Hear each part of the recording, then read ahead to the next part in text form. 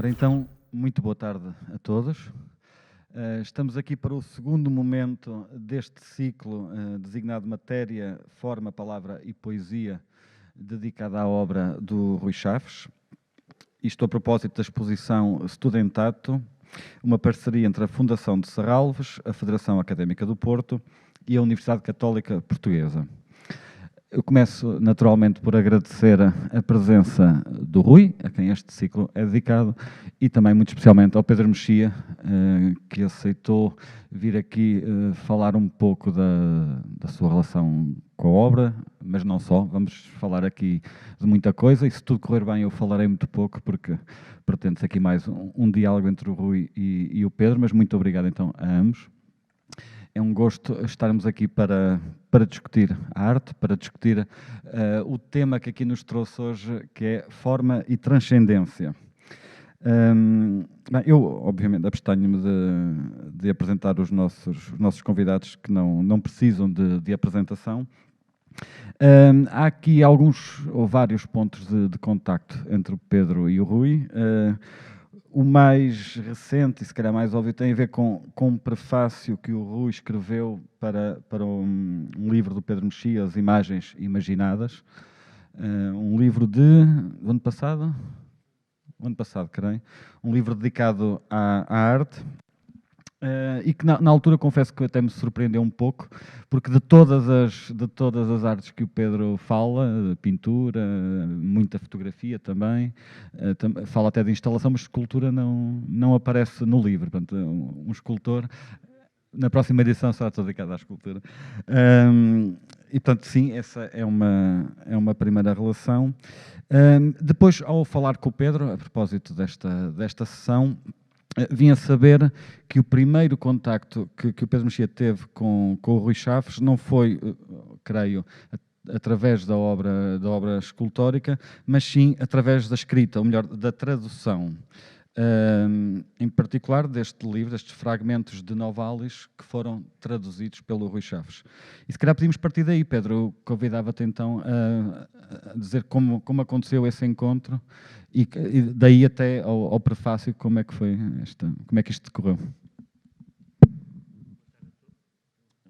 Tens de ligar. Boa tarde a todos, muito obrigado pelo convite, obrigado Nuno. Quando nós falámos, eu disse imediatamente que sim à ideia de uma conversa, mas fiquei um pouco perplexo com a ideia de ter de falar sobre a obra do Rui, na medida em que, como tu notaste, até nesse livro, que é um livro sobre...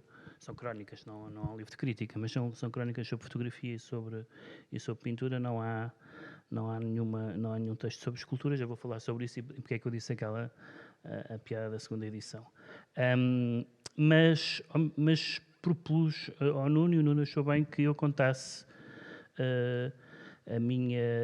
três momentos em que tive contacto com o Rui em várias facetas e em vários momentos. E o primeiro, de facto, foi a primeira coisa que eu me lembrei, foi por isso que depois achei que seria talvez curioso começarmos a conversa com esses três momentos históricos, digamos assim. Foi que o meu primeiro contacto que eu tive com o Rui Chaves, como o Nuno já disse, foi com esta tradução do Novalis, dos fragmentos de Novalis, que saiu em 92. E que eu já tinha algum interesse pelos românticos alemães, tinha particularmente lido os poemas do Hölderlin traduzidos pelo Paulo Quintela, que tinha sido professor da minha mãe em Coimbra e tinha essa antologia. E evidentemente ler Hölderlin e Novalis, seja o que for, dessa família, aos 20 anos, que era o que eu tinha em 92, é particularmente traumático, é um dos grandes traumas da minha vida, foi ter lido os românticos aos 20 anos, devia ter lido aos 40 ou aos 50, quando aquilo já não me afetasse, mas foi não vou entrar em detalhes, mas não foi bom para mim. Porque eu li isto da única maneira, acho eu, que isto pode ser lido, que é acreditando em cada linha. Portanto, e estamos a falar de um autor particular, de vários autores, mas particularmente o Novalis, que usa palavras como absoluto a cada página. E, portanto, ser mergulhado em absolutos aos 20 anos, onde já há tantos absolutos, tem um impacto que não se esquece facilmente. Eu, aliás, tenho, e não fui evidentemente ver, porque seria psicanaliticamente penoso, descobri um bocadinho de papel com os meus fragmentos favoritos e que não fui ler, porque dir-me-ia coisas sobre mim aos 20 anos que eu agora não quero necessariamente descobrir. Mas o que me e ainda por cima tinha saído há pouco tempo antes uma tradução da Fiamma a Paz Brandão dos Hinos à Noite do Novalis também. Portanto, eu estava em pleno estágio Novalis, numa idade em que podia fazer outras coisas. O Rui conta no prefácio desta tradução, desta seleção e tradução, que estava a ver na Alemanha, onde tinha ido estudar, e que foram dias muito felizes, os dias em que se dedicou a traduzir o Novalis, pelo rigor e a geometria da língua alemã e dos fragmentos. E depois diz duas coisas absolutamente que eu lembro-me na altura. Não li o prefácio há algum tempo, mas assim que o li, lembrei-me destas duas formulações. A primeira é um pouco longa, mas é importante para perceberem o tom deste livro e desta escolha. Para Novalis existem 3 tipos de tradução: gramática, mítica e modificadora.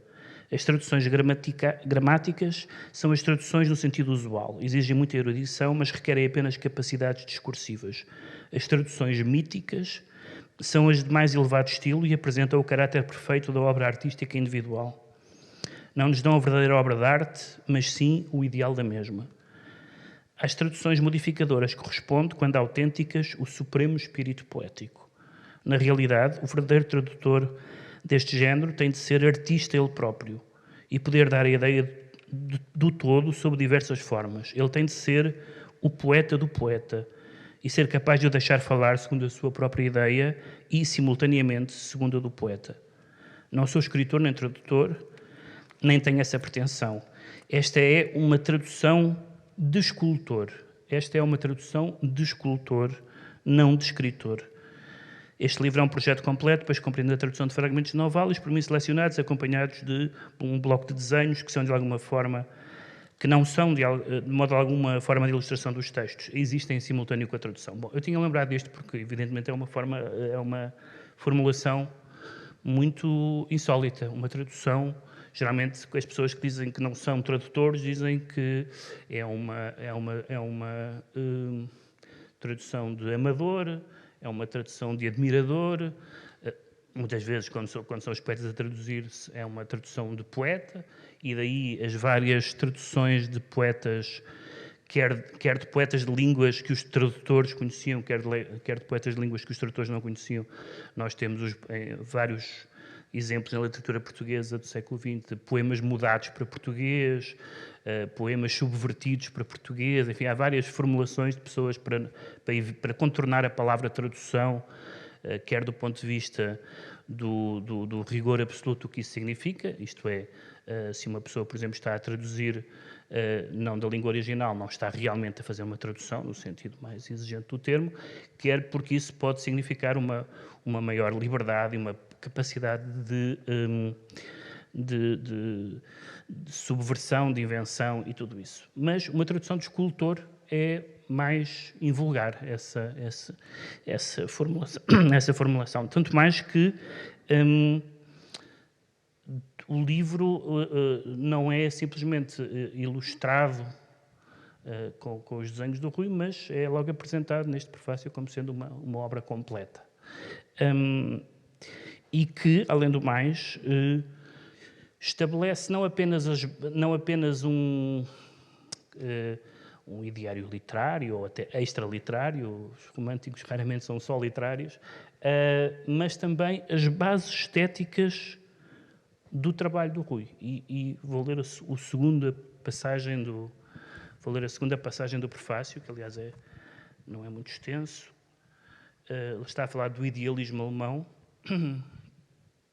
e diz assim: na filosofia do idealismo, estabelece no espírito o poder de ser o criador de uma matéria que lhe é estranha. O criador do conhecimento em toda a sua extensão, incluindo a própria história do mundo e dos homens. História, mundo e homens com maiúscula. A realidade, portanto, é a criação do espírito. O eu gera, na sua permanente atuação, a realidade externa, que é o não-eu. A escrita de Novalis contextualiza-se desse modo no seu cenário filosófico contemporâneo, mas destaca-se pela sua inesgotável esperança no rigor absoluto da poesia. E ao ler esta passagem, ou sobretudo ao relê-la agora, fica muito claro aquilo que o Rui diz, que se trata de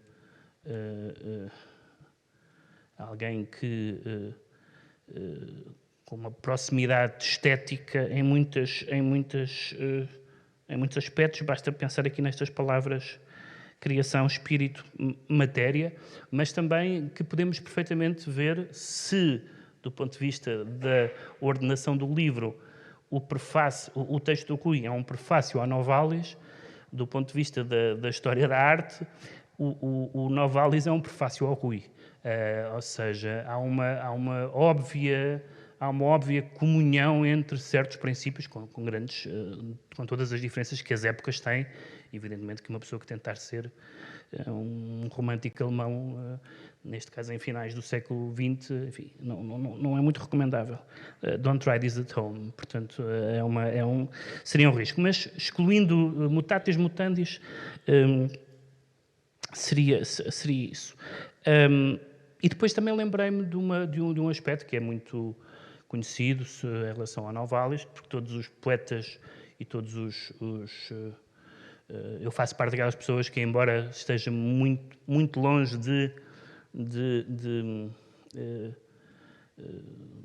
compreender e aceder ao universo do romantismo alemão, mas que tenho sempre a sensação de que é o romantismo hardcore e que os outros todos são sobre lagos e sobre coisas, mas o alemão é que sempre tive essa sensação, ainda hoje tenho imensa pena não saber alemão, porque sei que estou fora da conversa por estar a ler em traduções. Mas o Novalis trazia consigo algumas particularidades biográficas, mas uma delas eram os seus estudos, que evidentemente para agradar à família, não é? Como todos os poetas têm que agradar à família de vez em quando, e os seus estudos de metalurgia, mineralogia, geologia, coisas desse género, e depois nós aqui percebemos, espera aí, não é só o rigor da expressão, não é só uma visão da criação e do espírito e da matéria, é também a matéria no sentido dos materiais. Ou seja, o Novalis, não sendo um artista plástico, mas conhecia tudo isto que o Rui conhece intimamente pelo seu trabalho com a matéria, propriamente não com a matéria abstrata como ideia, mas com a matéria muito concreta de que são feitos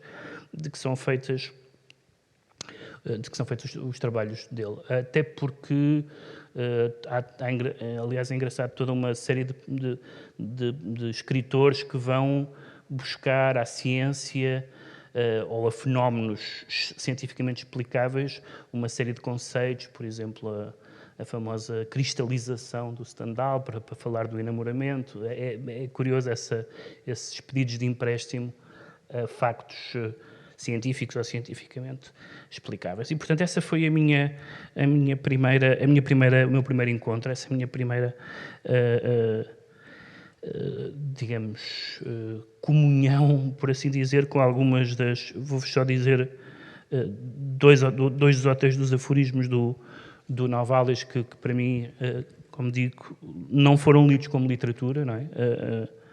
Toda a gente sabe que há pessoas que podem ler, sei lá, tipicamente a Bíblia. Há pessoas que leem a Bíblia como literatura, há pessoas que leem como uma palavra, como a palavra de Deus.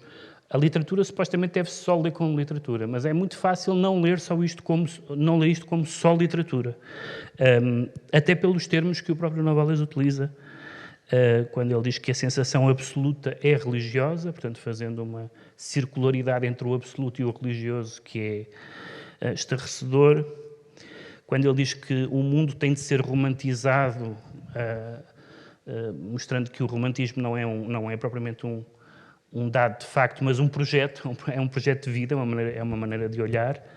Ou quando ele escreve, e aqui já tem tudo a ver também com o trabalho do Rui, ele está a falar do idealismo, ele Novalis, e dos equívocos sobre o idealismo, e diz assim: o idealismo bruto, em primeira mão, é o realismo. E esta frase, enfim, não vou agora propriamente dissecar a frase, mas esta ideia do idealismo bruto e dessa ideia do bruto como a importância da matéria, a ação sobre a matéria, sobre o material, sobre o físico. Enfim, há muitas outras frases. E para terminar, mais uma que é, de certa forma também é um prefácio a um trabalho, nomeadamente de um escultor. Outro dos aforismos do Novalis: o tempo é espaço interior, o espaço é tempo exterior. Enfim, esta leitura para mim fazia todo o sentido, mas eu não sabia quem era o Rui, a não ser porque ele se apresentava como escultor.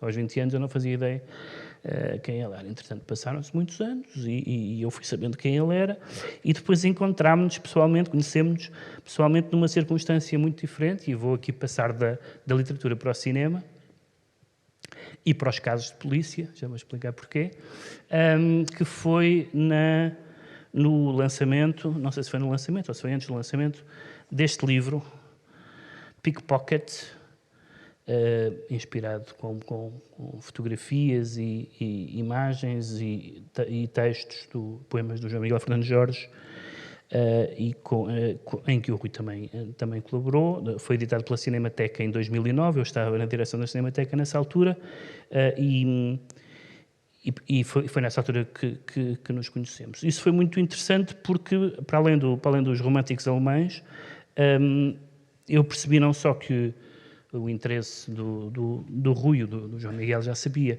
mas eu acho que o do Rui ainda é maior do que o do João Miguel pelo cinema, mas por quase todos os cineastas que eu gosto. Acho que comecei a ver, depois estive à procura de referências tuas a cineastas e é cada tiro, cada melro. É o Bergman, o Tarkovsky, o Ozu, o Tati, acho que não falha quase nenhum. Bom, e então, isso... Pasolini menos.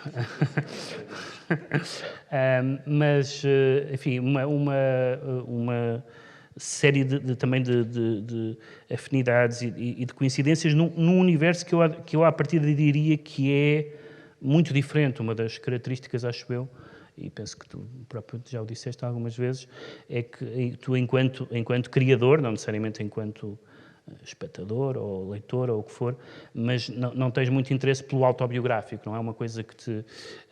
eu tenho muito interesse pelo autobiográfico, isso podia parecer uma barreira, e na verdade o que o Rui diz a algures sobre esses cineastas, nomeadamente aqueles que eu citei, fala dos cineastas que trabalham na ocultação e na contenção. E a ocultação e a contenção também podem funcionar perfeitamente no registro autobiográfico. Aliás, se há coisa que eu gosto é autobiografias com contenção e com ocultação, em que as pessoas acham que estão dentro da cabeça, Being John Malkovich, estão dentro da cabeça de alguém e não perceberam nada. Gosto particularmente dessa forma de fazer biografia ou autobiografia, mas além de nos termos conhecido nessa altura e de eu ter também escrito um textinho para este lançamento, deu-se o caso de o Rui nos propor que se fizesse uma pequenina exposição relativa a este livro. Estivemos à procura de um espaço na Cinemateca e o único espaço que havia, não havia muitos espaços, mas um dos poucos que havia, e aquele que agradou mais ao Rui, era um espaço à entrada, mas que não tinha nem segurança, nem vigilância, nem vídeo, nem nada, e portanto aquilo ia ficar um pouco desamparado. E então nós dissemos, eu particularmente falei com o Rui, nós não podemos garantir que isto não vai acontecer nada. E o Rui assumiu que não havia problema, que corríamos esse risco. Bom, primeiros dias tudo correu bem. Num determinado dia... Foi logo... Não foi logo.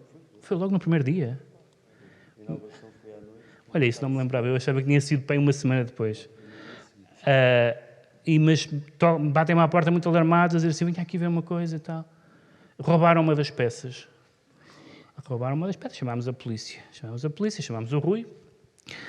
O Rui, aliás, foi de uma fleuma extraordinária. Eu achei que ele ia ficar desvairado com aquilo, mas foi impecável em todo o processo. Chamámos a polícia e o polícia tem 2 ou 3 intervenções muito divertidas para mim e perante ele. Primeiro perguntou, quem é o gerente? E eu disse, sou eu. E falei-lhe como gerente, dizendo o que é que se tinha passado e onde é que estavam as peças. Havia umas fotografias, havia os objetos e as fotografias. O próprio livro interpreta o pickpocket, portanto, do carteirista do filme do Bresson, como uma relação entre mãos e coisas e objetos, neste caso peças de bronze. E então o polícia diz o seguinte, primeiro olha para aquilo, e eu explico, olha, as peças que faltam são a peça que falta corresponde aqui a esta fotografia. E ele diz 2 coisas. A primeira é, mas quem é que queria roubar isto? E eu olhei para o Rui em pânico e o Rui achou graça. Eu já achei isso extraordinário, E depois ele disse, eu não me lembrava já dos termos, e o Rui agora relembrou-me que a pessoa que fez isto tem com certeza problemas mentais ou físicos, sem ele saber que era a pessoa que estava ali ao lado. Portanto, foi um momento particularmente... Eu perguntei assim, físico? Foi um momento particularmente, quer dizer, não foi ligeiro, porque foi um roubo, mas foi um encontro pessoal e um reencontro de imaginários, mas também foi essa, acho que há algumas figuras, e certamente que me tem acontecido algumas vezes, em que nós, e a arte do Rui é certamente uma arte pouco dada à ligeireza e à leveza e à superficialidade, e isso às vezes é um pouco intimidatório em relação a alguns artistas que não concedem nenhuma, naquilo que fazem, nenhum espaço a essa. E então a reação perante aquele episódio foi uma reação também muito memorável para mim. E o último episódio não é o episódio, neste caso é só porque foi o meu último encontro não pessoal. Bom, evidentemente houve o prefácio do livro, que foi o prefácio mais original de qualquer um dos meus livros, porque é sobre uma figura que é supostamente o autor do livro, mas que não é o autor do livro, não só porque o Rui não quis escrever sobre o autor do livro nesse sentido biográfico, como porque também nem sequer me conhece o suficiente para isso, mas tudo o que lá está é ficcionalmente verosímil, e, portanto, foi muito, eu lembro de quando li aquilo com a minha editora, ela ficou um pouco perplexa, isto é muito bom, mas eu não sei o que é isto. Ótimo, então é isso mesmo, foi por isso mesmo que eu pedi ao Rui. Mas o último encontro, e é a minha última nota, depois tenho aqui várias coisas que podem surgir na conversa, foi quando fui outro dia ver aqui no Porto a exposição do Giacometti. E eu não sabia que havia uma peça do Rui na Misericórdia do Porto. Ao pé daquele quadro Flamengo da Fonte da Vida, não é? Que tem aquele Cristo a pairar em cima de uma taça, e dessa ideia do prolongamento eu li, não sei se foi lá, alguns uma frase em que falavas da ideia da circulação do sangue e da circulação do próprio espaço da misericórdia para o exterior e para a cidade, etc. Bom, houve essa... Eu ia lá para ver o Giacometti e não sabia que estava lá, nunca tinha ido à Igreja da Misericórdia, e isso por um lado, e por outro lado porque calhou eu ter escrito uma crónica sobre essa exposição do Giacometti, e daí a segunda edição. Será um texto que virá no próximo livro, se for reeditado, mas também, quando estava aqui a preparar esta sessão, uma das coisas que eu acho que digo, não sei se digo no texto, mas certamente me levou a escrever aquele texto, foi que a minha relação com a escultura é um pouco variável, mas só há um escultor que me comove habitualmente, que é o Giacometti. E eu fui googlar Giacometti e Rui Chaves e aparece-me o Rui a dizer exatamente isto, que é o único escultor que o comove. E então eu achei que isto fechava este arco do Novalis à Misericórdia do Porto e no fundo sendo as pessoas muito diferentes e até com concepções muito diferentes em muitos aspectos, encontros e reencontros inesperados em pessoa ou por interpostos objetos em que se manifesta, e isso é verdade para mim, é verdade para todos os que estão aqui, com certeza, por isso é que aqui vieram, esse revelar de afinidades, que às vezes são diretas com as peças, sem necessidade de explicação, discurso crítico, tudo isso. Numa outra entrevista, o Rui diz que fala sobre as peças para fazer com que as pessoas pensem nas coisas em que ele pensou e, portanto, não comecem a ir para sítios, o que, enfim, com a crítica é sempre um desafio, não começa a ir para sítios que nunca lhe ocorreram e, portanto, essa capacidade de, como eu digo, através das peças em si, através das afinidades, das correspondências, das filiações em artistas de várias artes, as pessoas se reconhecem e eu devo dizer que muito antes de eu ter visto, pelo menos ao vivo, peças do Rui, eu já lhe devia esta tradução do Novalis, porque foi assim, foi num momento certo ou errado, dependendo do que queiramos, de como queiramos analisar, mas foi certamente um dos 3 ou 4 livros que eu li mais intensamente. E, portanto, além de ter todo o gosto em estar aqui, também estou aqui, de certa forma, como um agradecimento por isso e por outras coisas também, por outras atenções que devo ao Rui, mas desde logo por isso. E tenho aqui muitas mais notas, mas certamente vamos conversar. Obrigado, Pedro.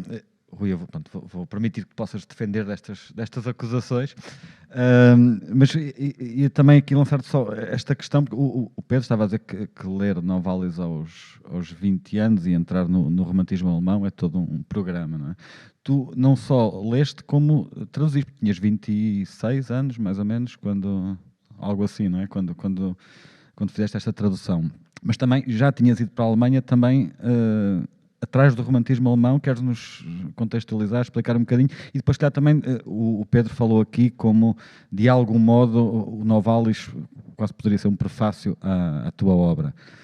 Se concordas, ou de que forma é que a obra de Novalis se comunica com a tua obra?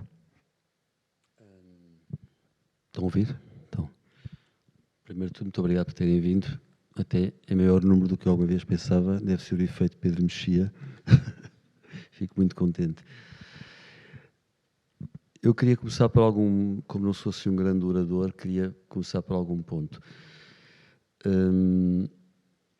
Primeiro de tudo, dizer que a coisa mais importante num livro é ser lido, tal como numa obra de arte é ser vista.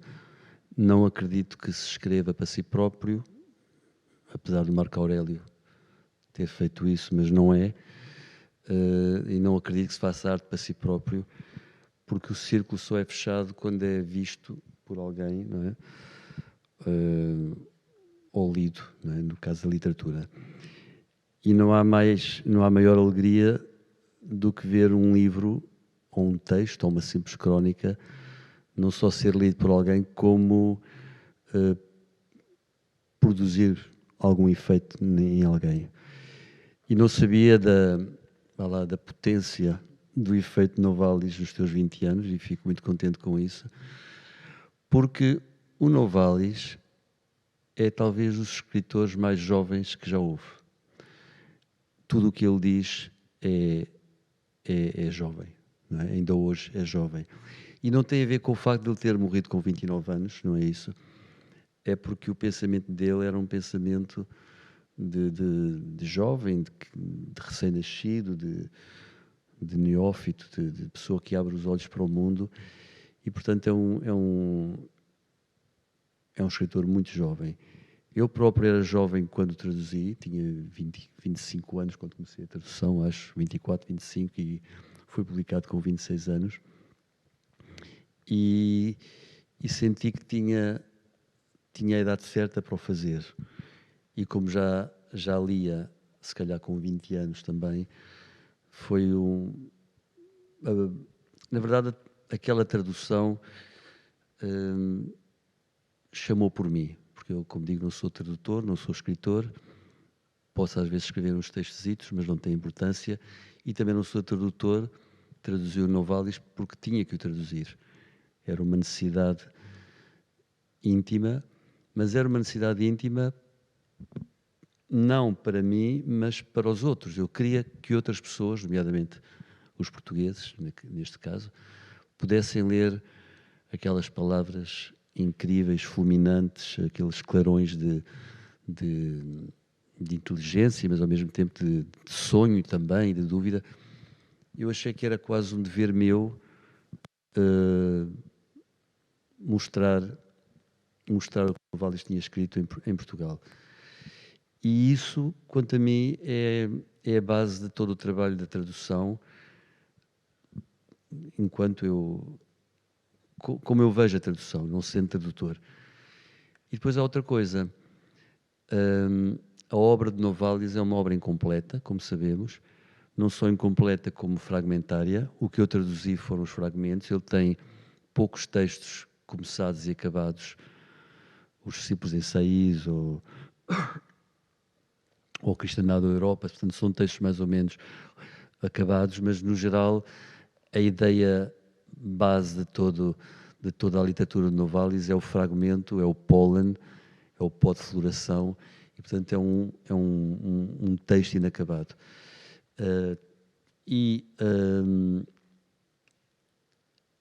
Para mim é certo que as traduções também não são definitivas, não é? Todos concordaremos. Cada tradução tem o seu prazo de vida, não há traduções eternas. E pode-se ver isso com as traduções, por exemplo, do Paulo Quintela, que se calhar nos anos 50 falavam a linguagem que os anos 50 reconheciam e se calhar a minha tradução fala uma linguagem que se falava nos anos 90 e em breve haverá outra tradução que substitua a minha. E, portanto, para mim, é muito importante que o texto de Novalis, neste caso o texto original, exista como uma pedra preciosa, como um diamante, mas que as traduções não podem ser vistas como definitivas. Nunca há uma tradução definitiva, porque também não há línguas definitivas. As línguas evoluem, a linguagem evolui, a nossa relação com a linguagem também evolui, e, portanto, eu tenho plena consciência que um dia aparecerá outra tradução dos mesmos fragmentos que eu traduzi, que será justa para o tempo para vir, e a minha será ultrapassada ou vista de outra maneira. E, portanto, não sendo escritor nem tradutor, eu vejo a tradução como uma necessidade de partilhar. Não partilhar no sentido de share, que se partilha tudo, não é? Mas partilhar no sentido de dar, oferecer a outras pessoas aquela sabedoria. Espero não ter respondido à pergunta. Fizeste um ótimo trabalho a não responder à pergunta. Respondendo a outras. Eu agora, se calhar, tenho aqui uma questão que queria pôr ao Pedro, mas que depois também vai sobrar para ti, Rui. Neste livro dedicado à arte, às imagens imaginadas, Pedro, o teu primeiro texto, que tem por título O que é o Mundo, discute as várias concepções filosóficas acerca da realidade e da relação desta com o pensamento, com a linguagem e com as imagens mentais. E o que eu te queria perguntar é, primeiro, porque é que escolheste este texto para uma coletânea de ensaios sobre a arte, e se tu colocas a arte do lado da realidade que existe apesar dos sábios, como tu depois no final do texto referes, ou das coisas que apenas existem nas nossas cabeças. Se olhas para a arte nesta dicotomia ou não. Uma das não sei bem como qualificar, mas uma característica que me ficou dessas leituras aos 20 anos é que eu ainda me reconheço, mesmo quando não quero, numa certa ideia de que o mundo existe na nossa cabeça antes de existir materialmente lá fora. Não é uma ideia que me ainda é, embora provavelmente não faça sentido, mas portanto, aquilo é que, mesmo no sentido um pouco rasteiro do termo, se pode chamar idealismo, continua a ser um horizonte que não me é estranho. E nesse caso, há duas razões para esse texto estar aí. Aliás, o livro nasceu de uma forma um pouco aleatória, com montinhos de crónicas, e ver qual era o tema mais sobre o qual tinha escrito mais textos ainda não reunidos, e deu-se o caso de serem textos sobre artes plásticas. E esse texto tem a ver com a... Por um lado é um alerta para que isso não é, de maneira nenhuma, não poderia ser um livro de crítica da arte, não tenho nenhumas qualificações para isso, mas também que há uma linha de continuidade entre isso e outros livros que eu escrevi, nomeadamente que o não ser, justamente por causa da ideia do idealismo, não ser muito evidente se me interessam os objetos ou coisas que eu faço na minha cabeça com os objetos. Vou-te dar um exemplo do que eu estou a dizer. Deu-se o caso de num livro anterior de crónicas sobre cinema, e aí algumas já eram mais ou menos, não eram bem crítica de cinema, mas apesar de tudo sentir-me mais à vontade para escrever uma crítica de cinema, certamente, do que escrever uma crítica de artes plásticas. Aliás, alguns dos textos desse livro foram folhas de sala da Cinemateca. Mas nesse livro, quando se tratou de... Porque como os livros de crónicas são livros feitos, digamos, na sala de montagem, isto é, eu nunca sei o que é que vai sair dali, vou buscando livros e textos e dando-lhes uma ordem e percebendo que livro é aquele. Nós chegámos à conclusão com a minha editora, que os livros, que os meus textos sobre cinema eram muito narrativos. Eram histórias. Não eram propriamente livros não eram propriamente textos sobre o enquadramento histórico ou a análise estética, até no sentido mais estrito do termo. E então eu tinha uma ideia de convidar um crítico de cinema para escrever o prefácio, porque eu gosto sempre dessa leitura de fora, que no fundo é que vai dar unidade ao livro, que eu não consegui dar. E na altura a minha editora disse: eu acho que era giro alguém fora do cinema, quem é que tu achas que tem uma relação com o cinema?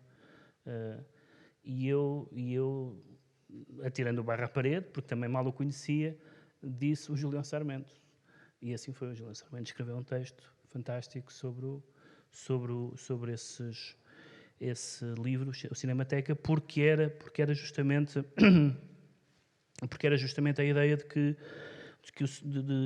de contrabandear para os nossos propósitos as imagens do cinema, o imaginário do cinema, e o livro chama-se Imagens Imaginárias. Eu depois percebi que há uma expressão do Bachelard ou coisa do género, mas eu não fazia ideia, não leio Bachelard desde os 14 anos, mas que fala de coisas desse género. Mas a minha ideia é isso, é que as imagens, neste caso as imagens artísticas, são muito parecidas com acidentes de viação ou com divórcios, que é, dependendo de quem está a contar, a história é completamente diferente. E eu apercebia-me de que mesmo lendo críticos, mesmo vendo as reações, por exemplo, quando ia a alguma exposição ou a algum museu com alguma pessoa que dizia isto lembra-me não sei quem mais, e para mim isso era completamente opaco, e vice-versa. Eu dizia, não, isto para mim tem a ver com... E, portanto, claro que nisso não se distingue das canções, nem dos poemas, nem nada, mas sendo esse um livro sobre imagens, foi um pouco a ideia de que metade do que nós vemos é o que pomos lá, não é? Já não sei quem é que escrevia sobre o não sei se era o Hazlitt, alguém que escrevia sobre o Wordsworth, que dizia que o Wordsworth encontrava coisas fantásticas na natureza porque era ele que as lá punha. E, portanto, claro que eram fantásticas, que eram postas pelo Wordsworth. E é um bocadinho, eu não sou Wordsworth, mas tirando essa parte da comparação, essa ideia de que as imagens são forçosamente uma leitura das imagens. E depois, claro, esse texto pode até dar umas pistas filosóficas, mas isso já é fora já é fora da minha circunscrição eleitoral e por isso não entrei muito, mas falo um bocadinho dessa ideia do idealismo filosófico que realmente me atraiu bastante sempre. Aproveitava agora pegando neste tema, girá-lo aqui para o Rui, porque de coisas que já li, que escreveste, também coisas que te ouvi dizer, parece-me que há uma certa visão platónica no teu discurso e na tua obra, que de resto concordo muito com aquilo que o Pedro estava a dizer, de já existir em algum lado.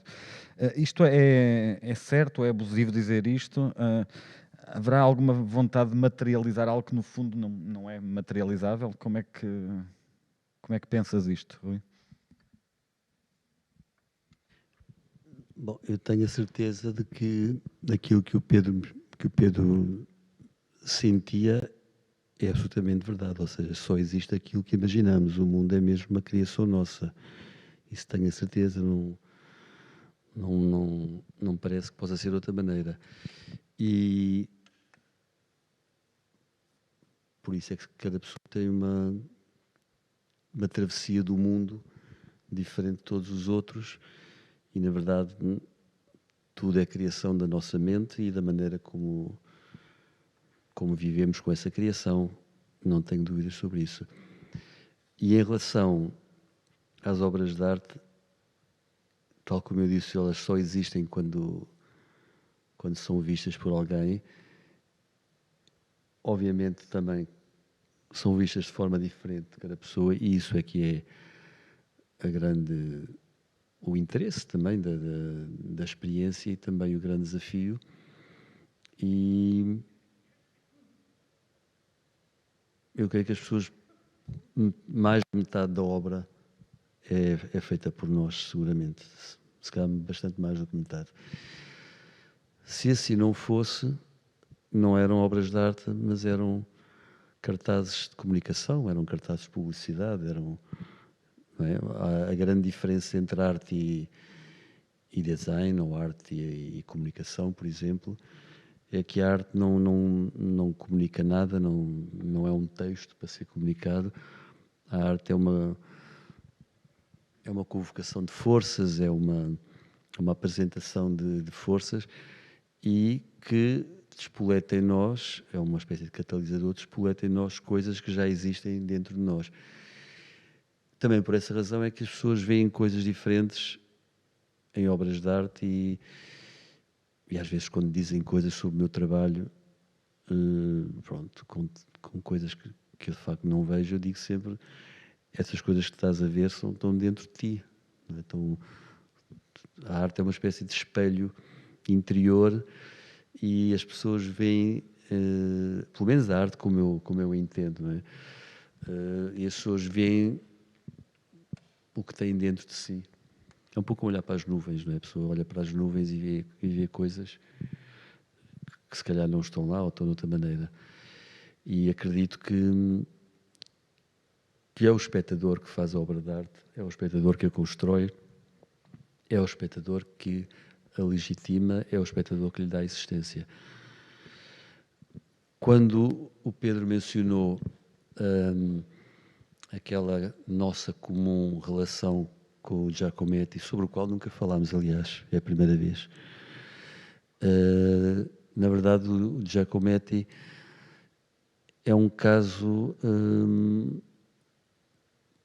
fulgurante, interessantíssimo, porque ele é comovente, ninguém sabe bem porquê, mas talvez porque o que ele apresenta, apesar de contar com aquilo que nós vemos e que pomos lá, não tem nenhum truque, não tem nenhum labirinto, não tem nenhum desvio. Ele apresenta uma visão, vá lá, descarnada da humanidade, feita com os dedos, com as mãos. E estou a falar do Giacometti da fase mais conhecida, a fase figurativa dos bustos, dos retratos, porque há toda uma grande parte da obra de Giacometti anterior a isso, do surrealismo, peças mais abstratas, que não é isso que eu estou a falar, porque isso é talvez outra experiência de escultura. Mas a fase do Giacometti, em que nós todos pensamos, quando pensamos no Giacometti, é comovente, não sei bem porquê, mas é de facto o único artista da modernidade que me comove, que me tira mesmo do chão, e eu penso que tem a ver com essa capacidade de deixar as marcas da mão numa tarefa impossível, que é fazer um retrato, que é representar alguém. É uma tarefa impossível, uma tarefa inacabada, uma tarefa infinita, e isso comove, porque é como estarmos a ver alguém numa tarefa titânica, não é? Acho que no fundo passa por isso. Tu pressentes à frente de cada escultura Giacometti o esforço, a seriedade, a entrega quase mortal, não é? Para tentar fazer uma coisa que nós percebemos que ele achou sempre que não conseguiu. E é isso talvez que comova mais no trabalho de Giacometti. Penso que sim. Obrigado. Rui, mas, eu li algures que no teu processo criativo que passavas por uma ideia, depois o desenho e depois a peça era o concretizar do desenho. Passa por essa ideia da obra já existente a algures, que vai tentar arranjar matéria, encontrar matéria? Uma pergunta muito técnica, mas eu vou dar uma resposta técnica, ou seja, eu só consigo fazer uma escultura se ela já existir. Se eu começar a tentar que ela existe, vou fracassar. E, apesar de, no geral, o meu trabalho podia ser bem considerado bem sucedido, não é? Eu tenho plena consciência de que há esculturas que não foram bem sucedidas, não é? Não os consegui trazer, fazer nascer, e normalmente coincidem com as esculturas que não existiam antes. Corre sempre mal. Quando eu estou no ateliê a tentar fazer uma escultura que ainda não existe, muitas vezes eu desisto porque eu sei que vai correr mal, não é? Portanto, todos os desenhos, todas as preparações, todas as coisas técnicas, todas as ações mesmo físicas de soldar, de cortar, de martelar, todo o trabalho só é possível quando eu estou a materializar uma escultura, olhei para a parede e já lá estava. Isso aconteceu-me bastantes vezes nos trabalhos mais felizes, de estar, por exemplo, a ver um sítio, uma parede, lembro de um caso em Espanha, por exemplo, e que eu olhei para o sítio, vi a peça imediatamente, não é? Portanto não demora muito tempo, nem se pode procurar, não se pode procurar esculturas, ou ela está à frente dos nossos olhos ou não está. E pronto, já está feito, depois é só fazer. É muito simples. O difícil, de facto, não é fazer, o difícil é estar em posição de a fazer, não é? Fazer é uma questão técnica mais ou menos complexa, mas se a pessoa está a ter... Aquela frase mais do que batida do Picasso, eu não procuro encontro, é uma frase mais do que batida, mas é inteiramente verdade. Não sei como é que é no caso da poesia ou da literatura, é um processo que me ultrapassa, não sei. Mas eu penso que no caso das artes plásticas não se pode procurar. As coisas ou vêm ter connosco ou será muito complicado fazê-las nascer. É tirar a ferros uma coisa não corre bem. vai ficar com a cabeça amolgada. Obrigado. Eu tenho aqui mais uma questão que vos quero colocar. Eu creio que depois podemos aproveitar e abrir ao público, portanto, se tiverem questões, tanto aqui presencial como sei que estamos a ser transmitidos, eu não estou aqui em grande ângulo para ler, mas posso tentar ver se há perguntas do público online. Mas a questão, eu encontrei uma coincidência temática num texto do Mexia e numa entrevista do Rui. Portanto, neste livro do Pedro Mexia, das imagens imaginadas, há um texto a propósito intitulado O Belo e o Bom, em que, a certa altura, páginas tantas, dizes: procurar um governo da beleza exige algumas graves precauções. O belo enquanto bom é um conceito metafísico e não deve ser usado por pessoas sem inclinações metafísicas, ou em ambientes onde a metafísica se deu lugar à sociologia do óbvio e ao darwinismo rasteiro. Pronto, esta é a premissa do Pedro. E encontrei numa entrevista do Rui de 97, se encontro aqui.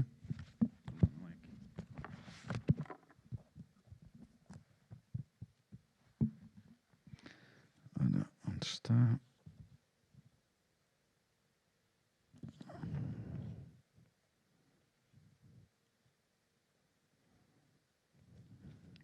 Se encontro.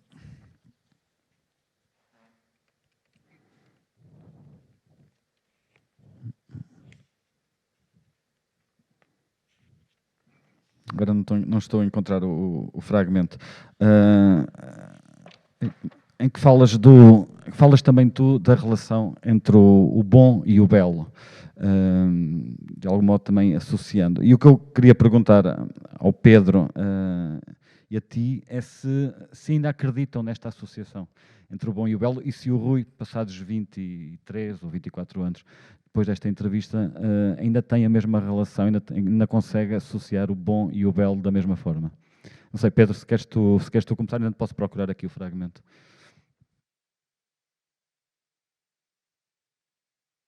Sim, entre os muitos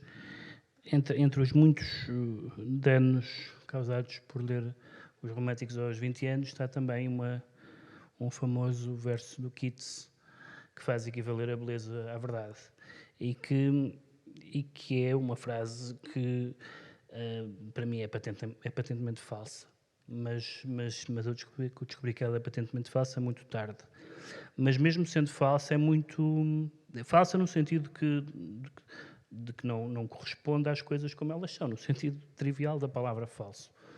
E, no entanto, artisticamente é inteiramente verdadeiro. O problema é que, eu não me lembro já em que circunstância é que esse texto foi escrito, é que nós temos andado e andaremos sempre, com um vai e vem na relação da autonomia do estético, ou seja, em alguns momentos parece que levámos a autonomia do estético até ao limite máximo, noutras vezes, e nos românticos muitas vezes é a mesma coisa, e neste momento estamos num momento absolutamente tétrico em que há em que fazemos juízos biográficos e cadastrais antes de podermos apreciar obras de arte, que é um momento que eu confesso que não estava à espera que acontecesse, não imaginei. Outro dia estava com o auditório a falar de várias coisas, a Artura falou-se do Balthus e daquela exposição que foi por causa de um cartaz aqui há uns anos,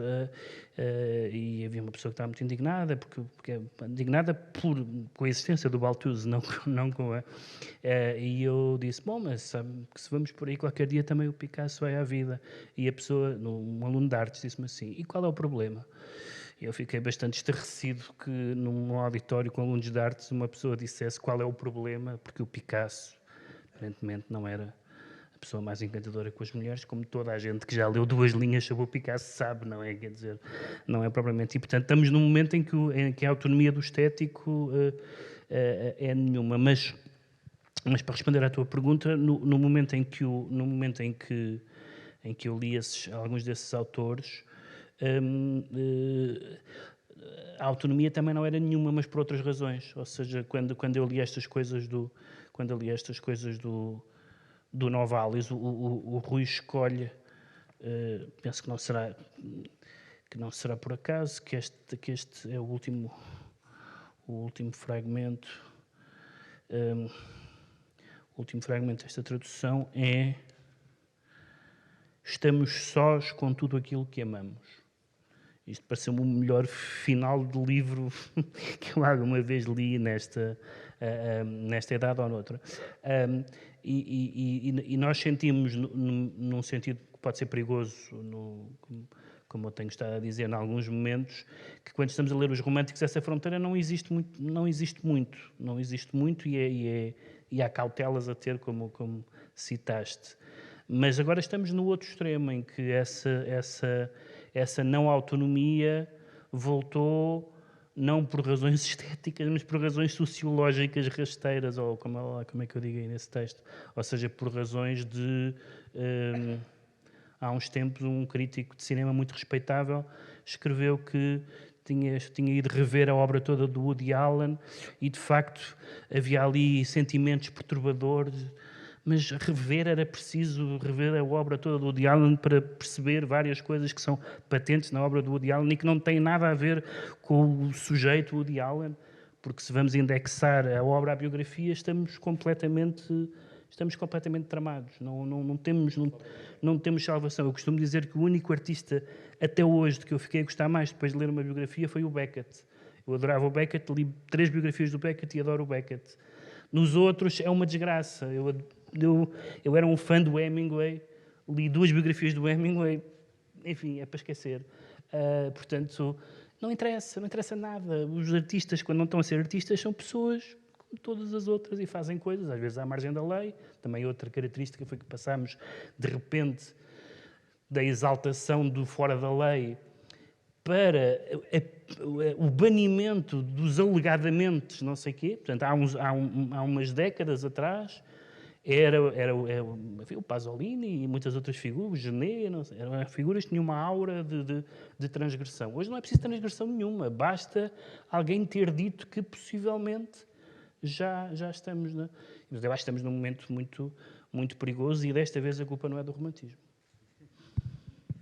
Portanto, encontrei o bloco da entrevista, portanto, a tal entrevista ao António Guerreiro em 97, que te pergunta: não é uma ilusão pensar que é hoje possível dar forma, no sentido romântico da expressão, estamos sempre a voltar ao romântico, que supõe uma relação com o todo?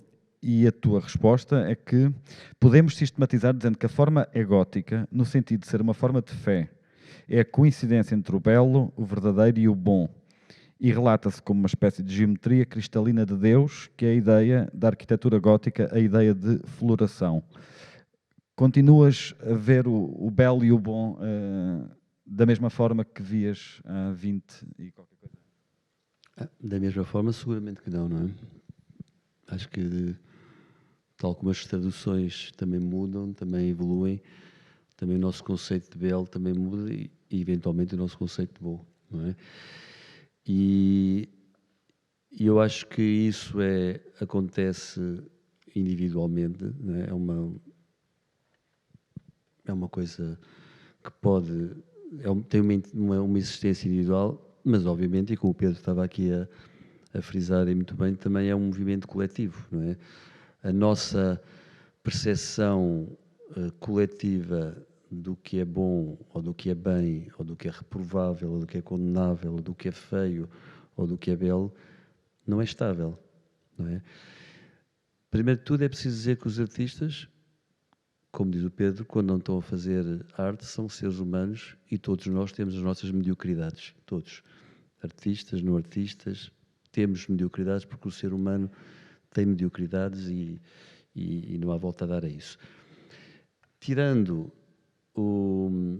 casos mais extremos, como por exemplo a morte ou outras atividades ainda mais condenáveis, mas condenáveis, igualmente condenáveis, os juízos morais que se fazem hoje e que incluem a ideia de beleza, de facto estão a chegar a extremos de inquisição moral. Sem tomar qualquer tipo de de partido moralista ou não moralista, há casos muito concretos. Por exemplo, agora não me estou a lembrar do nome, mas há um escritor em França que agora está a ser condenado porque era obviamente um pedófilo, ou tinha... não me lembro do nome dele. Pronto.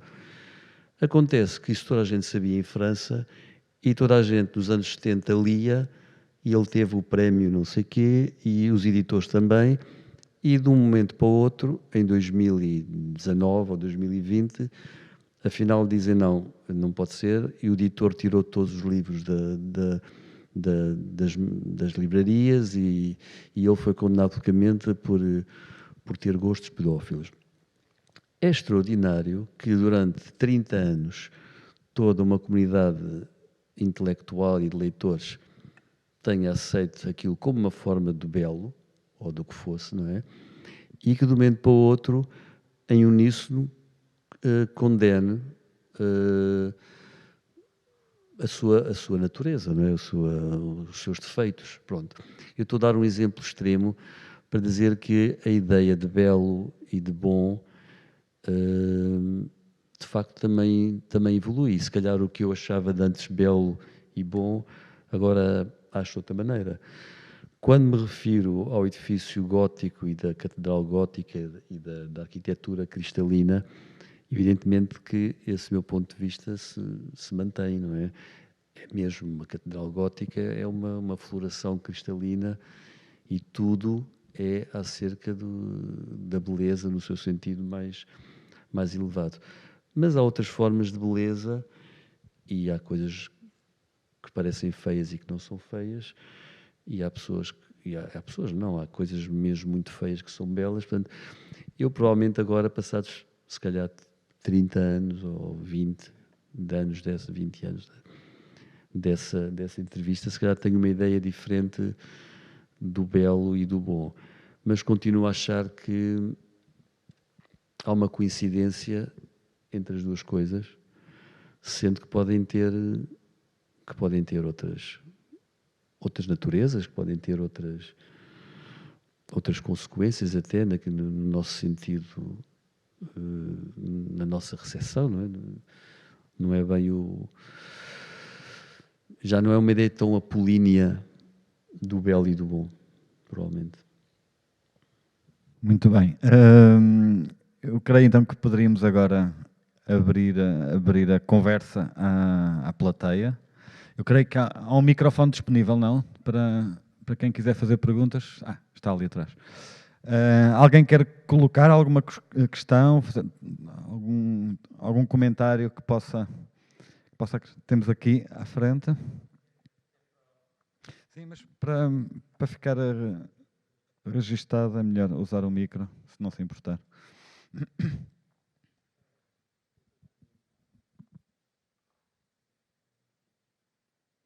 Seguinte, eu gostava de saber se, dos dois, se também o escritor e o criador não está a falar, a tendência dele é falar para um público. Eu vou citar o exemplo muito conhecido de um escritor, do Knausgaard, né, que tem a sua monumental obra A Minha Luta, em que ele faz a descrição completa em 5 ou 6 volumes da sua vida. Compara-no a Proust, mas é muito menos elaborados literariamente, é mais, aproxima-se mais até, talvez até de um relato, não? Isto é uma caricatura, não é? Mas jornalístico. Portanto, é isso que o público quer. O público de hoje, o público dos Big Brothers, dos reality shows, quer ver. Portanto, o criador está a trabalhar para o seu público.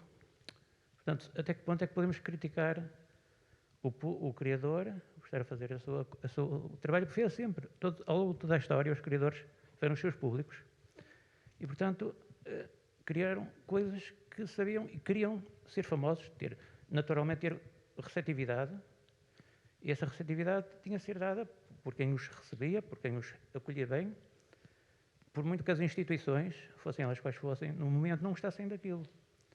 Certamente as obras de Balzac eram testadas por as instituições da altura, mas ele tinha, por exemplo, sobretudo grandes admiradoras, sobretudo até entre o público feminino, não é? no entanto, eram prescritas, estavam no index, no index das obras proibidas, não é? Das instituições da autora. Eram muito mal vistas por instituições da autora. E hoje acontece o mesmo, só que com outros criadores, o tempo é outro, mas há uma linearidade. Eu acho que há uma linearidade das coisas e era isso que eu queria saber. Qual o comentário que fazem sobre isso, se estão de acordo? O modo que se estão a pôr a jeito, não é? Ao porem-se tanto na obra. Eu sei que o Pedro tem, já falámos algumas vezes até sobre a obra do Knausgaard, tens algumas ideias sobre isso, não sei se queres pegar na...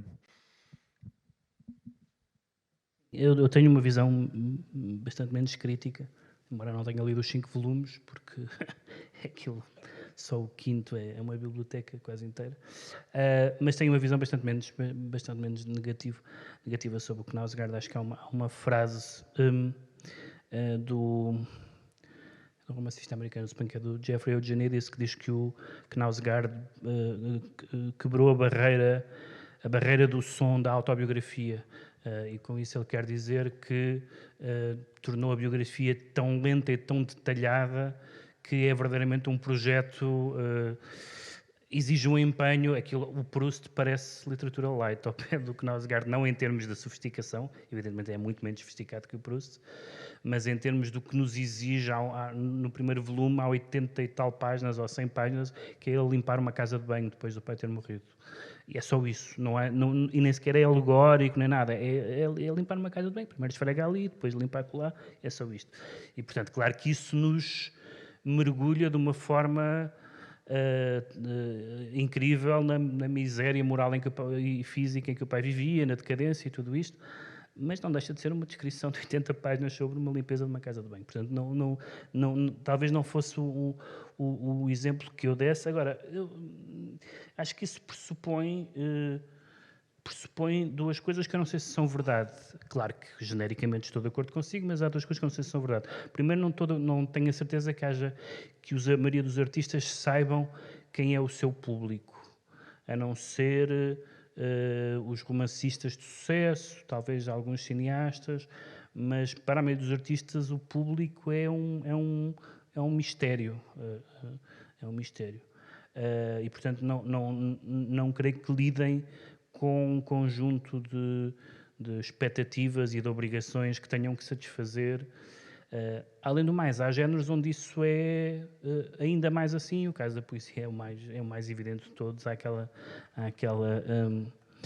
ideia de que se deve, de que devemos escrever aquilo que queremos escrever como se ninguém fosse ler. Eu costumo dizer que na poesia isso pode mesmo acontecer, que é ninguém ler. Portanto, podemos realmente escrever sem ter preocupação com coisa nenhuma. Não há nenhuma bolsa de valores, não há nenhuma pressão, expectativa. Nem sempre foi verdade, evidentemente, mas hoje em dia já não há os Nerudas e os Dylan Thomas, já não há estrelas da poesia. Mesmo quando ganharam quando escritores, quando poetas ganharam o Prémio Nobel nos últimos anos, a reação foi sempre quem é, não é? Fosse o Louise Glück, fosse o Trent Stromer e tal, a maioria das pessoas diziam quem é. Portanto, o poeta já não é assim uma pessoa, não é uma figura autoexplicativa e evidente para ninguém. Ou então, quando sabem quem é, não gostam, como o Dylan, não é? Que gerou um dos maiores chorrilhos de inanidades na imprensa internacional. A reação ao Dylan foi das coisas mais penosas que me foi visto a ver, incluindo pessoas a dizer o que é que a poesia tem a ver com a música, que é uma interrogação de uma profundidade crítica e de um conhecimento histórico extraordinário. E, portanto, é isso. Acho que o público existe na televisão, existe no cinema popular, existe em algum tipo de romance, mas fora disso os públicos estão tão fraturados. Aliás, uma das experiências interessantes eu gosto muito disso, feiras de livro não tanto, embora tem que ser às vezes, mas por exemplo, cartas de leitores, e eu nunca sei quem são as pessoas, não sei, são histórias, as pessoas chegam lá por razões mais variadas, muitas vezes, aí não tanto na poesia, mas por exemplo no caso das crónicas, as pessoas chegam lá às vezes por razões biográficas, simplesmente, porque aquilo lhes diz alguma coisa. Talvez a melhor carta de leitor que eu recebi até hoje era um dia que eu estava notoriamente com falta de tema e escrevi sobre uma expressão que tinha ouvido numa canção e que não sabia o que queria dizer, que era haver uma comparação como canários nas minas. Comparava isso com... E eu não sabia o que queria dizer aquela imagem, depois fui ver que eram os mineiros que usavam antes de haver métodos de detecção, usavam os canários para ver se o ar era respirável, se os canários morressem não podiam. Bom, e escrevi sobre isso. A crónica nem saiu mal, mas era uma crónica de recurso, claramente. E recebi uma carta de um mineiro, ou pelo menos alguém muito engenhoso a fazer-se passar por mineiro, talvez, mas não sei, a falar pela escrita, parecia já uma pessoa de alguma idade, contando como era terrível pensar que os canários iam morrer por ser os batedores, e portanto, eu nunca pensei que aquele texto nascido da hora do prazo, da hora do fecho que avançava, que aquele texto nascido da hora de entrega que avançava, fosse ter como leitor um mineiro. Portanto, eu não diria à partida que o meu público nem deixa de ser, sei que eu penso isso em termos de público, no jornal pode-se pensar, apesar de tudo, há um perfil das pessoas que compram um jornal, mas não imaginava que fosse. Portanto, é a surpresa de ter pessoas que não esperávamos que lessem, acho que é sempre maior do que a deliberação. Agora, para os romancistas talvez não, para os romancistas de sucesso, para aquelas pessoas que escrevem o tão aguardado novo romance isso sim, mas a maioria das coisas que nós fazemos não são aguardadas por ninguém, portanto, não sou eu e o Rui, sou eu e outras pessoas. Rui, já agora aproveitando esta questão do autor e do quanto há do autor na obra, eu já li ou ouvi a falar disso, que consideravas que tudo aquilo que é pessoal que esteja na obra não tem interesse, que o que tem interesse é precisamente aquilo que é de outro domínio, que não do domínio pessoal. Isso é a tua visão apenas nas artes plásticas ou alargas isso também a outras formas de arte? Eu acho que é difícil falar sobre esse tema, porque primeiro não tenho assim mesmo interesse nenhum pelas autobiografias dos outros. Posso ter pelas biografias, mas pelas autobiografias não tenho, porque são sempre falsas, não é? São sempre erradas. Como sabemos, uma autobiografia é precisamente escrita para não ter que ser confundida com uma biografia. E, portanto, em princípio, não me interessa mesmo. E também não me interessam obras autobiográficas, artísticas, nem obras autobiográficas, seja de que forma nenhuma. A menos que seja uma biografia realmente tão interessante que vale a pena dedicar-me a ela. Porque, normalmente, as nossas biografias, pelo menos as públicas, não é? Não são assim muito interessantes e são uma sequência de acontecimentos, causas e outras causas, e depois morremos e pronto, e veio o próximo. E, portanto, esse espaço entre o nascimento e a morte não varia assim muito. E também me incomoda um bocado ver obras de arte autobiográficas. Fico com caspa, já tenho pouco cabelo, mas fico com caspa, porque incomoda-me mesmo, não me sinto bem, não gosto da ideia de estar a espreitar por um buraco da fechadura e ver o que é que as pessoas fazem. Agora, há muitos artistas que precisamente têm opinião diametralmente oposta à minha, e é perfeitamente respeitável, não só porque gostam de ver obras autobiográficas, como gostam de as fazer, não é? Isso respeito perfeitamente, a minha sensibilidade não está para esse lado. Gosto de obras que falem de assuntos mais universais. Interesso-me por assuntos universais. Vejo sempre o artista como, ou o poeta, de certa forma, não é? Vejo sempre o artista ou o poeta como alguém que pega numa chama e a transporta e entrega a outra pessoa. Quero com isto dizer que gosto do artista, a ideia do artista anónimo, que não tem autobiografia e que está a fazer uma coisa que já alguém fez e que está a aperfeiçoá-la ou está a continuá-la, e depois, quando chega ao final do seu ciclo de vida, antes de partir para outra vida, entrega a chama a alguém e esse alguém continua. Gosto mais dessa ideia. E isso, de facto, não coincide com a ideia da autobiografia. A autobiografia é precisamente isso, não é? A autobiografia é a única coisa verdadeira que já escrevi até hoje. em, Rigorosamente. em que contas a história de como nasceste na Alemanha no século... Já não, Raramente fui tão confessional como nessa autobiografia. e contas a história precisamente da chama que vai sendo transmitida. Exatamente. Quase que me arrependo de ter escrito, porque agora as pessoas já sabem a minha verdade. Muito bem. Mais questões do público, ainda temos tempo para algumas. Não se acanhem, aproveitem. Não, está tudo muito calado. Então, eu vou aqui pegar em mais um excerto. Sim, força. Foi uma coisa que eu pensei várias vezes, que é como é que funciona essa matriz romântica que tem, que apela completamente para o indivíduo, e o facto de o teu trabalho, do ponto de vista da execução, ser também uma obra com outras pessoas. Porque escrever um poema é escrever um poema. Executar uma peça com outras pessoas é um trabalho em que essa matriz do eu não funciona da mesma maneira. Sentes que não há nenhum ruído nessa transição entre as duas coisas? Só há ruído. Só há ruído, claro. Bom, eu queria fazer só aqui uma à parte.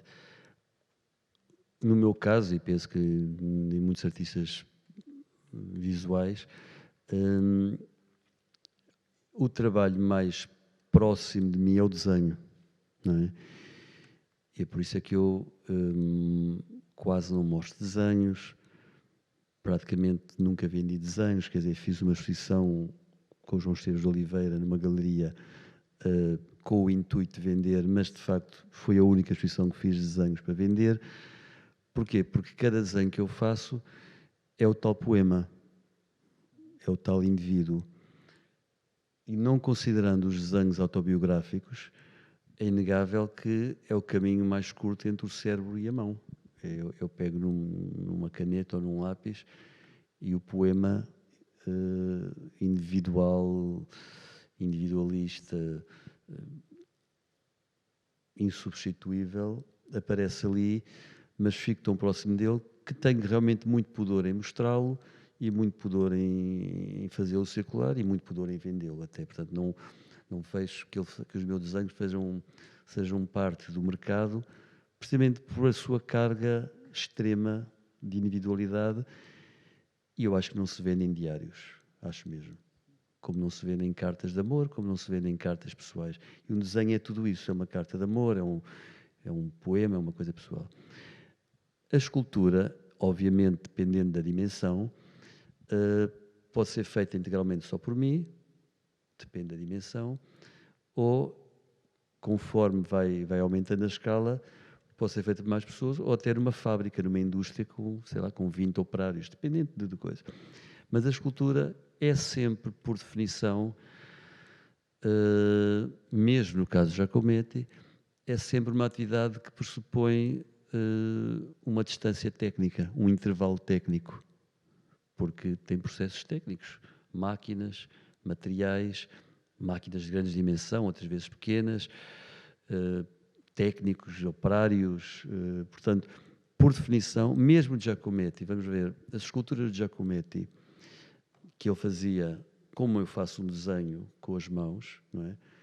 A um certo momento, o seu irmão Diego entrava lá e tirava-lhe aquilo, para ele não destruir aquilo tudo, e levava para um fundidor, e a partir daí começa a distância técnica da fundição, que é um processo com o qual o Giacometti já não tem nada a ver. E a escultura parte, por definição, imediatamente para o mundo dos outros. Eu, quando faço uma escultura de grande dimensão, em que estão durante meses, sei lá, 4 pessoas a trabalhar nela, no fundo estamos todos a trabalhar na mesma coisa, e não posso dizer que sou só eu sou aquilo, mas para aquilo existir só existe graças ao trabalho, ao esforço, à inteligência, ao engenho de muita gente cuja profissão é realizar coisas em sério, não é? Em ferro, a sério. E, portanto, para mim, faço um esforço para não ouvir esse ruído, não é? Mas o ruído existe. Cada vez que eu tenho que explicar a alguém, não, mas é mais para a esquerda, isso já é ruído. Porque nos meus sonhos não é preciso explicar, é só... Só que se isto tiver 3 metros de altura, eu não posso fazer assim, tenho que dizer, é mais para a esquerda. É ruído, claro. Agora, como eu trabalho com as mesmas pessoas há quase 30 anos, já conseguimos, ficámos uma espécie de irmãos, já conseguimos limar as arestas de maneira que o ruído é mínimo e as coisas, não se ouve aquela fricção entre a alma e o mundo que se costuma ouvir, no geral. Mas, como é evidente, os meus poemas são os desenhos, acho que é assim com qualquer artista.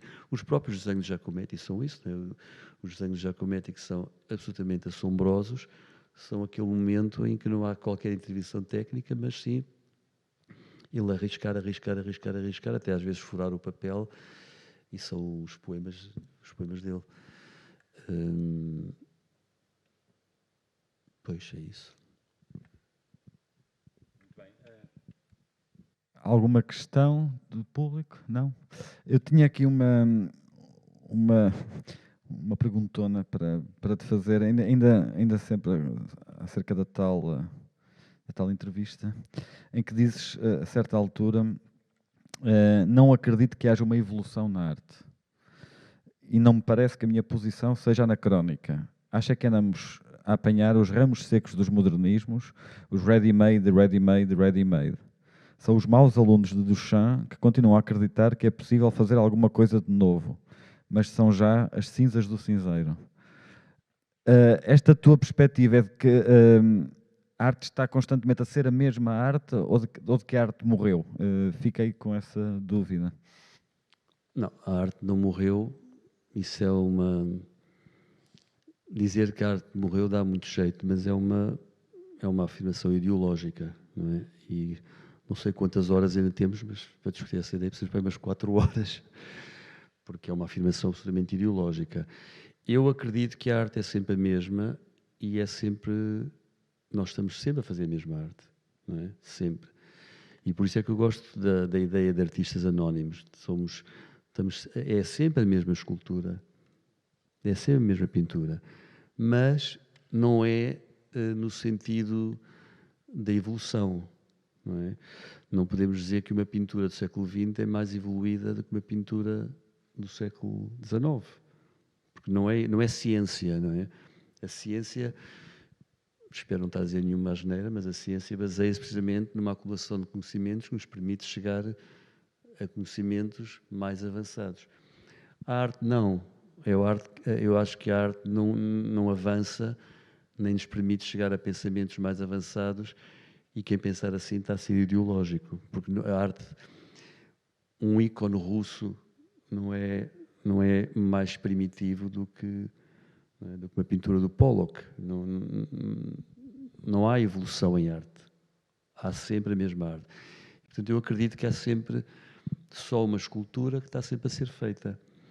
Agora, há quebras, e ainda bem que há quebras, há cortes, há cisões, e não há dúvida nenhuma que vivemos numa era que está no rescaldo do modernismo, do primeiro modernismo, e sobretudo do Marcel Duchamp. Não vale a pena bater mais no Marcel, mas o Marcel Duchamp o que fez foi introduzir uma cisão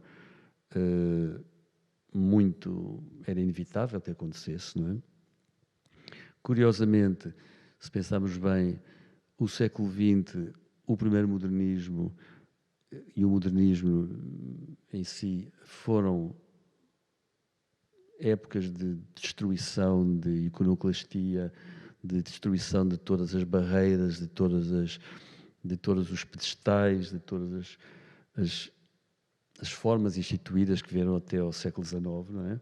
Em todas as artes, na música, na literatura, o James Joyce, o que quisermos. Portanto, foi o princípio do século XX foi o século das grandes destruições. Coincidiu simultaneamente com vários regimes autoritários e ditaduras, e com 2 guerras mundiais. Portanto, é inegável que vivemos no rescaldo de um tempo turbulento de destruição, não só artística, de linguagens, de códigos, como da própria destruição do mundo como se conhecia, não é? E neste momento estamos a viver outras formas de destruição também. E, portanto, o Marcel Duchamp, de certa forma, veio dizer-nos, se calhar não estamos sempre a fazer a mesma escultura. Se calhar já nem sequer a arte. Pronto. Quem quiser ir por aí pode ir, como é evidente. A não-arte, a anti-arte, como é evidente, tudo é possível, mas quer dizer, quando a pessoa... É preciso abrir uma porta, não é? E a pessoa abre a porta para passar de um sítio para outro.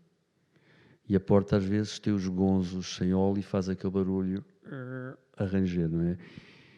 E se calhar o Marcel Duchamp ou outros como assim, foi só o barulho, nem sequer foi a porta, foi mesmo só o barulho. Se calhar já conseguimos abrir a porta, já conseguimos entrar noutro espaço, não é? Mas o barulho da porta existe, ficou-nos no ouvido e ainda bem, qualquer artista que em 2021 não tenha o ruído da porta do Marcel Duchamp a espetar-lhe no cérebro, atenção, olha o barulho da porta a abrir, está feito. Está a ser naif, não é? E nós não queremos artistas naifes.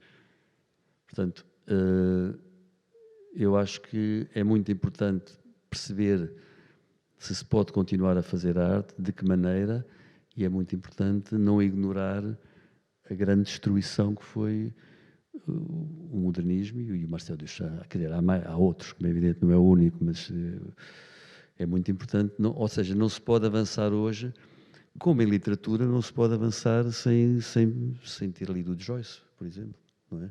Acho eu. Porque a destruição também é construção, não é? E a destruição das linguagens, obviamente que é um caminho, é como a música punk, não é? O punk dentro do rock ou da música popular, como quisermos chamar, é também um momento, um grau zero da destruição. Não pode ser ignorado. É a partir daí que se constrói qualquer coisa. Pedro, um último comentário, depois vamos fechar. Sei que há aqui muita coisa que poderias pegar. Assim, o livro morre todas as semanas, não é? Como nós sabemos. Queria pegar numa coisa aqui que o Rui disse, que não é bem a mesma coisa, mas é uma qualquer coisa que eu tenho reparado muito, e visto que, de facto, no caso da literatura, estamos a 2 anos, estamos a 1 ano, aliás, do centenário do Ulisses e da Wasteland, e, portanto, temos essa ideia de que já passou um século sobre aquilo que é o moderno. Uma das coisas que para mim é muito notório, quer todas as vezes em que eu participei, quer agora falando sobretudo da poesia, quer em júris, quer a leitura de originais na coleção de poesia, coordeno, é que há muitas pessoas que não só, para utilizar a imagem do Rui, não só recusam o ruído da porta, como desconhecem o ruído da porta. Ou seja, há muita gente que gosta de poesia e atenção, qualquer forma de gostar de poesia, tão legítima como outra, mas que não tem a menor noção do contemporâneo. Nenhuma. A quantidade de poemas à moda da Flor Bela Espanca que se recebe numa editora que edita poesia é incrível. Ou seja, de quem for. Ou seja, de pessoas que eu, aliás, tive uma troca de e-mails muito engraçada com um autor de um original particularmente insistente, porque ele, de certa forma, não aceitou a minha reação original dele, por causa de uma frase que eu lhe disse qualquer coisa do género, que isto podia ter sido escrito há 100 anos. E ele achou, isso é ótimo, então isso quer dizer que é grande poesia, porque eu podia se tivesse sido escrito realmente há 100 anos, só que foi hoje, e o gosto, as formas, a sensibilidade poética e tudo mais mudaram completamente. E o que eu percebo, eu acho que isso é muito diferente, acho que na arte, pelo que eu percebo, há até uma hiperatenção ao contemporâneo, mas na literatura, até de pessoas que leem, até de pessoas que escrevem, quer dizer, nós passamos regularmente, pensei que boa parte das pessoas que dizem isso não são pessoas com frequência habitual de textos literários, mas de vez em quando apareceram ao longo dos últimos anos coisas sobre usar ou não usar pontuação, usar minúsculas ou maiúsculas, coisas que já no tempo do Cummings, era uma coisa... Portanto, é muito lenta a incorporação, e mais... No caso em particular do romance português, se há coisa que me parece que pode ser detectada, é um passo atrás. Um romance um passo atrás, não digo qualitativo, o que quer que isso queira dizer, mas os romances que foram publicados em 2020, genericamente, são certamente menos exigentes e menos inventivos que os romances da Maria Velho da Costa e do Rubaná e do Almeida Faria e do Nuno Bragança. São menos. Desses todos, só o Almeida Faria que ainda é vivo, já morreram todos.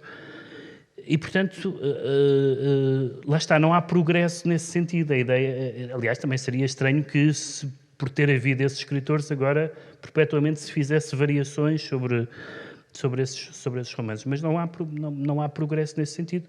Se quem quiser ver isso até pode achar que é um retrocesso, porque hoje muitas pessoas reivindicam a história bem contada e tudo isso, não é? Vai-me sempre lembrar aquele comentário do Godard sobre fazer filmes ou não com princípio, meio e fim, dele dizer: eu faço filmes com princípio, meio e fim, mas não por essa ordem. E portanto, há uma série de pessoas que não dão como adquiridas, e até escritores que não dão como adquiridas aquilo que já parecia ter tido tempo, porque aconteceu há 100 anos, nomeadamente, estar adquirida no que é a evolução das formas. Como digo, não é para imitar, não teria interesse nenhum, nem sequer é necessariamente para as incorporar, é para ter noção delas. Evidentemente que há pessoa, aquela discussão que de vez em quando se tem, é possível hoje escrever um poema épico, por exemplo. Mas é muito difícil, muito poucas pessoas o conseguem fazer, porque já não temos essa... Temos um tal pé atrás em relação a tudo o que é épico, que a produção de um discurso épico não tem ouvidos. Há uns tempos o António Feijó dizia uma coisa interessante sobre o Régio, de que ele gosta bastante mais do que eu, e ele dizia que o problema não está na poesia do Régio, está no nosso ouvido. O nosso ouvido já não apanha, como os cães e os apitos, o nosso ouvido não apanha aquela frequência poética do Régio. E eu acho essa formulação interessante, no sentido, eu acho que o meu ouvido está bom nessa matéria, mas admito que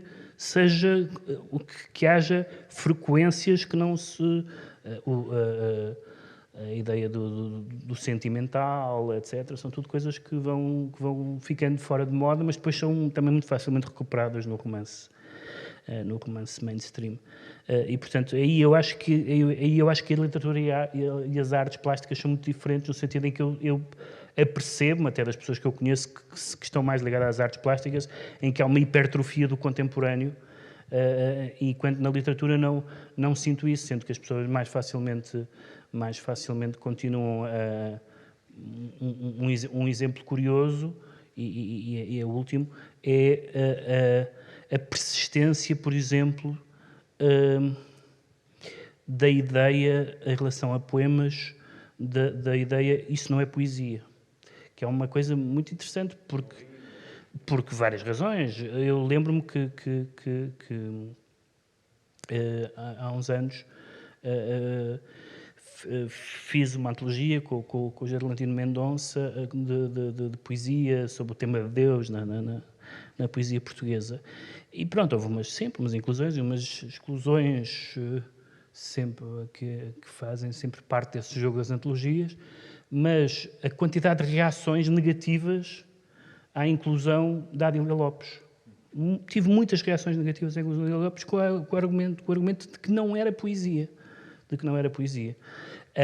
E isso, boa parte das coisas que as pessoas diziam, parecia as reações ao Cesário Verde, que é peixe podre e focos de infecção num poema, isso não é poesia. Ou então parecia as reações ao Keats, a crítica em vida, que foi pouca, ao Keats, era arrasadora. Que era o costume, rilha foles, não é? Como no caso de Orfeu. É gente descontrolada emocionalmente. E, portanto, a ideia de que há uma coisa que é poesia e há o resto que não é, e a pessoa sabe exatamente definir qual é, eu parece que, apesar de tudo, a arte é mais livre do que a literatura nessa matéria. É mais plástica, no sentido de mutável e apropriável aos tempos. Eu tens de começar a frase por eu acho que, mas comecei. Acho que as frases que começam por eu acho que são muito infelizes. Bom, de qualquer maneira, o que eu queria dizer é que, sim, eu acho que na arte não há essa questão, isto não é arte, não se põe, já foi ultrapassado. Ou quando muito se diz isto é arte, mas não interessa. Mas já não há questão de saber se é arte ou não é arte. Eu não sei por que ponto é que é de pegar nesta questão, mas há uma questão que eu acho que fica sempre a pairar quando eu penso em poesia e quando leio livros de poesia, e que tem um pouco a ver com a história da autobiografia ou da arte que não é autobiográfica. Há uma quantidade de poemas que falam ao leitor, ou seja, como se estivessem com o tu, não é? E a pessoa não percebe se aquilo é um poema a alguém ou se é um poema à própria pessoa, não é? Fala na primeira pessoa, na segunda, não é? E há poemas que não o fazem. Eu gosto mais dos segundos, não é? Porque o poema que fala com o leitor ou com uma terceira pessoa ou com uma pessoa amada a quem o poema é dedicado tem sempre uma carga emocional que de uma forma ou outra é demasiado biográfica, mesmo que não seja. E depois há os poemas, como os do Eliot, por exemplo, que não são dirigidos ao tu. E esta divisão grosseira, mesmo grosseira e básica, entre a poesia que é dirigida ao tu, que há muita, como se fosse uma carta de amor impossível, e a poesia que só junta palavras sem nunca se dirigir a ninguém, para mim existe, e eu claramente prefiro os poemas que não são dirigidos a ninguém e que são só palavras, como os do Eliot, por exemplo. Também há um tu que existe para quebrar uma outra forma do tu, por exemplo, que é o tu, ou um tucato lá, dos poemas do O'Neill, do Alexandre O'Neill, por exemplo, que existem para quebrar a grandiloquência.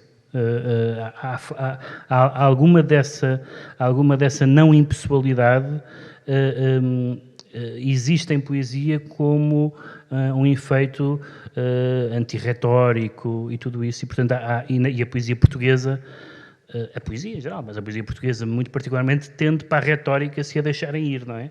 E portanto o trabalho de muitos poetas como o O'Neill, como o Assis Pacheco e como outros foi boicotar o Eliot não é grandiloquente nesse sentido, é outra coisa. Nós vamos ter de fechar a sessão, de bom grado ficaríamos aqui, mas vamos continuar esta conversa noutras conversas. Eu queria só relembrar que vamos ter uma terceira e última sessão dia 14 de junho à mesma hora e aqui, com a Rosa Maria Martelo e com o Rui, portanto ponham nas vossas agendas, não se esqueçam. E enfim, agradeço mais uma vez ao Rui e ao Pedro pela disponibilidade e pela inteligência, a todos também por terem vindo. Muito obrigado e até à próxima, até dia 14 de junho. Obrigado.